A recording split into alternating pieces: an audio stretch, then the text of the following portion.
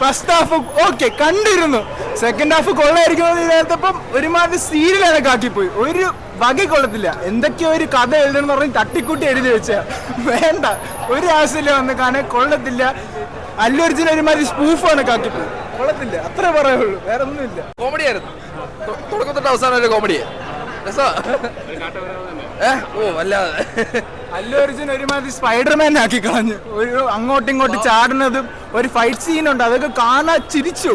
സീരിയലാ, ചന്ദനമഴയായി കളഞ്ഞു. പുഷ്പ തുടങ്ങിയിട്ട് ചന്ദനമഴയിൽ അങ്ങോട്ട് അവസാനിപ്പിച്ച സിനിമ.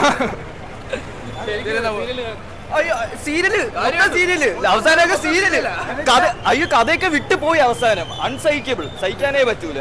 ഒരിടത്ത് തുടങ്ങി വേറെ എവിടെയോ പോയി തീർന്നു. ക്ലൈമാക്സ് ഒക്കെ ഒരു കണക്ഷൻ ഇല്ലാതെ ക്ലൈമാക്സ് ഉണ്ടാക്കി വെച്ചിരിക്കുന്നത്.